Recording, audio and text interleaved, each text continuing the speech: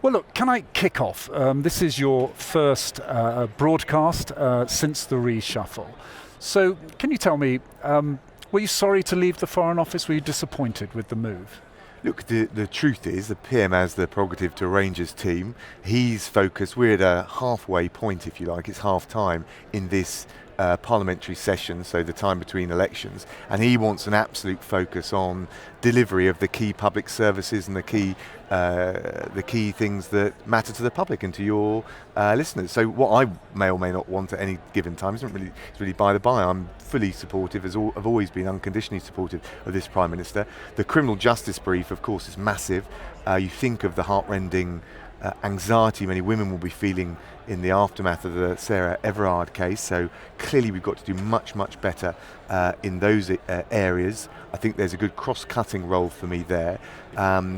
We're building more prisons, we're improving the reoffending through rehabilitation, education, drug rehabilitation. And there's a big role for tech in all of this in terms of everything from GPS monitoring to alcohol abstinence orders, which have an incredible 95% success rate.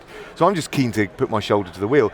And of course he's given me the honour of being Deputy Prime Minister, which allows me to lighten his load a little bit. And I think from my experience covering for him during the pandemic, I'm very keen to do what I can in that regard too. So there's a huge amount on our plate, and I'm looking forward to getting back stuck into the domestic agenda. It's interesting. You mention, of course, both roles. The justice role is a huge role. You've got the backlog in court cases alone is a massive problem. For you, though, what will your priorities be as Deputy Prime Minister or as Justice Secretary? Well, look, the reality is the justice area is one of the key areas where actually we need a bit of overarching oversight across all the different levels. I mean, I think the Prime Minister on the Andrew Marr show this morning was talking about the challenges both with police, the prosecutors and the CPS, and then the way the courts are functioning in relation to violence against women and particularly rape cases. That's a good example of something where I think armed with the DPM role I can take a more cross-cutting, overarching view to really drive forward gains. And I think people do want to see that in the criminal justice system. But there'll be other areas and I'm happy to take them on to lighten the PM's load. Just touching on the backlog, I mean, even I was surprised that people are now being sent for trial. It may not happen before 2023, and one judge said to me today, you know, we're even looking at 2024 to start effectively the justice process. What do you say to victims whose cases will not come up before then? Well, look, the latest figures show that we're starting to get down the backlog in the Magistrates' Court. In the Crown Court, the more serious cases where you have trial by jury, clearly that's been much more difficult because it's been reliant on juries, and during the pandemic we just haven't been able to get those cases through. So we'll do everything we can. My heart goes out for any victim that's sitting there and justice delayed is justice denied. That's been a long-standing tenet of the British criminal justice system. So we have introduced the super courts. We've got still the Nightingale courts. Are they up and running, the Nightingale Yeah, courts? they are up and running, and I've extended them.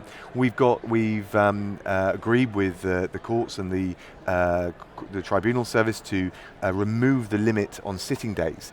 We're going to be using IT and tech to more virtual hearings to get some of those procedural hearings done more quickly. So we'll do everything we can. What we've also got to try and do, I think, to get rid of this backlog is bank some of the lessons in innovation that we've learned during the pandemic, and that frankly I was pushing when I was courts minister back in 2018 to really revolutionise the process, but also the experience for victims and every other ordinary member of the public who comes across the criminal justice system. It's got to be more effective, swifter and more sensitive to their needs.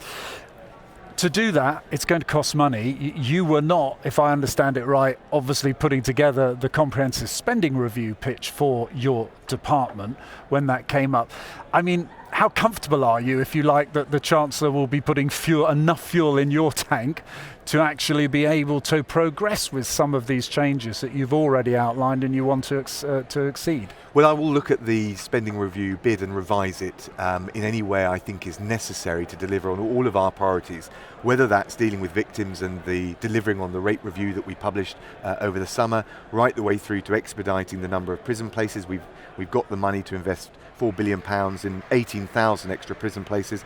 I think one of the other things I'm keen to do is make sure that while we've got more offenders in prison, we do better things with them. I would like to get more employers working with offenders both in prison and when they're on licence. I think that's good news to deal with some of the shortages we've seen in the economy, less reliant on cheap labour from abroad, and it has a big social justice objective as well. If we can get more offenders with skin in the game, with a positive, a real incentive to stay on the straight and narrow, we should do that. Just before we come back on employers, which I think has been broadly welcomed, your idea of actually trying to get prisoners, particularly those close to coming out, working again for reasons we can discuss.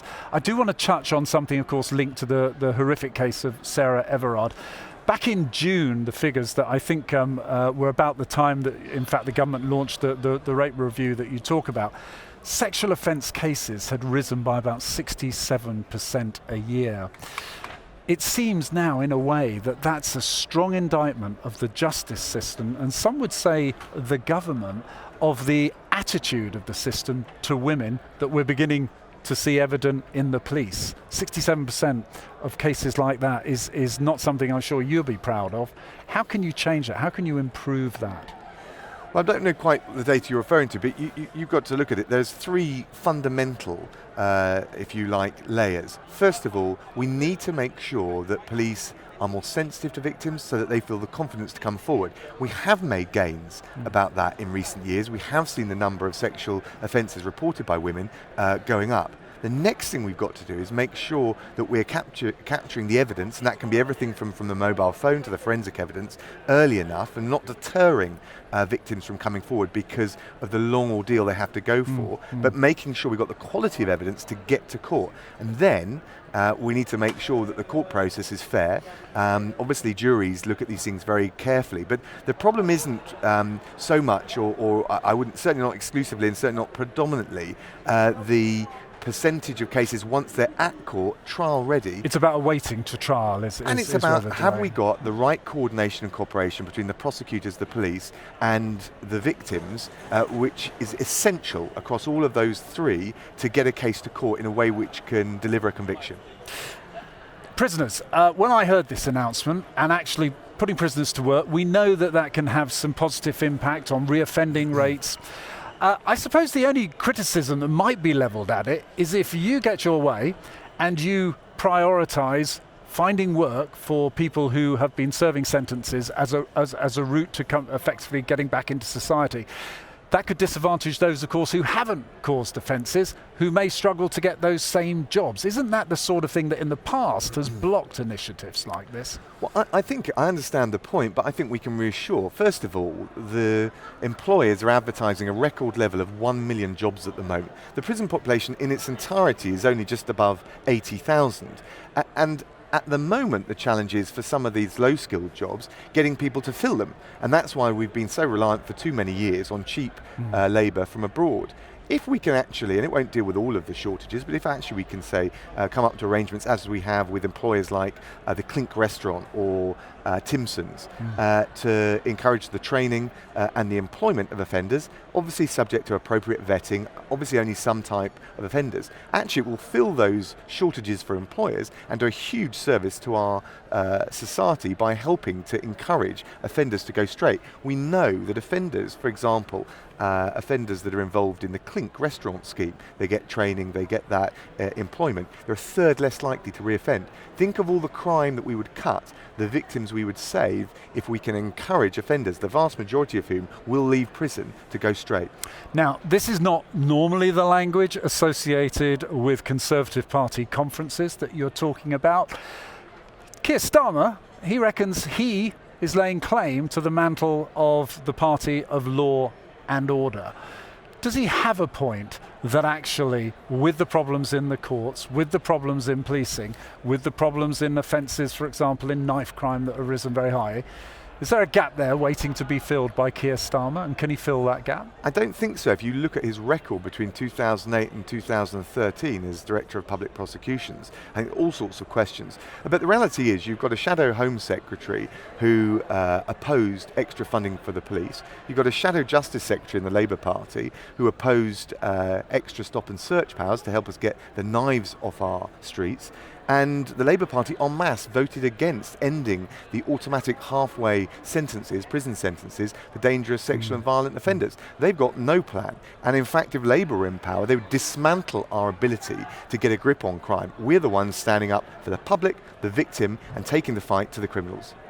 Now that I've got you here, I can't let Brexit go unmentioned. We've seen the queues, we've seen the logistic problems of getting fuel to the petrol pumps because of a shortage of drivers.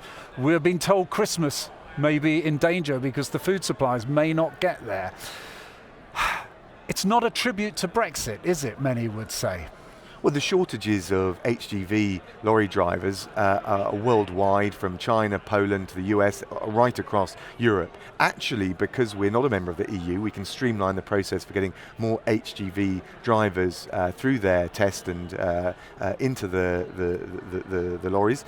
But the reality is, we've as a country and as an economy have got to stop being so reliant on cheap, skilled labour from abroad, which depresses wages for the workers of this country. And we are seeing our economy, which has done a huge had a huge achievement in getting more people into work, 2 million more people in work at the moment than was expected given the pandemic.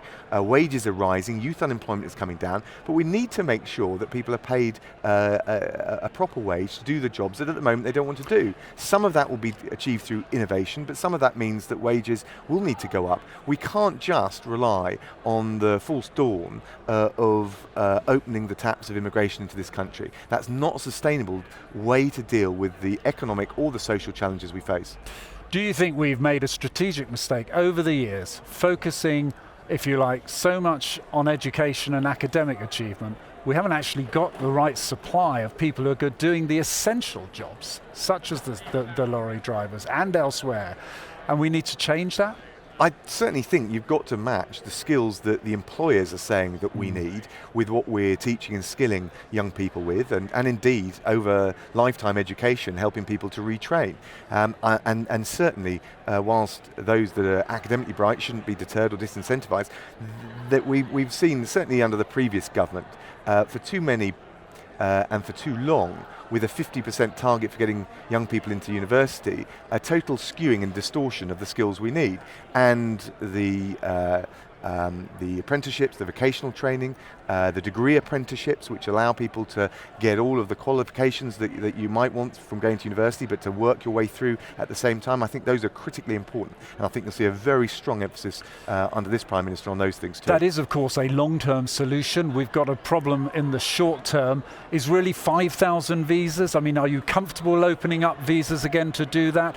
Or should we be looking closer to home, where we know that the DVLA, for example, are struggling to actually get licenses out to people who are qualified to drive? I think we should look across the board. The truth is, at the moment, the supply into petrol station forecourts is improving, and to the extent that we've still got an issue, it's a demand-driven one, and as people realise that they've got enough petrol and they perhaps can last out on the supplies that they bought up, probably more than they need, I'm confident you'll see this short-term problem level out. What we can't do long-term is be totally reliant on cheap labour from abroad. We want a high-wage, high-skilled economy, and it's great that we've got this jobs boom in this country, and unemployment going down, employment going up. We also need to make sure that wages are rising and pay enough for those people to do those jobs that, as we're all arguing and debating, we are critically reliant upon.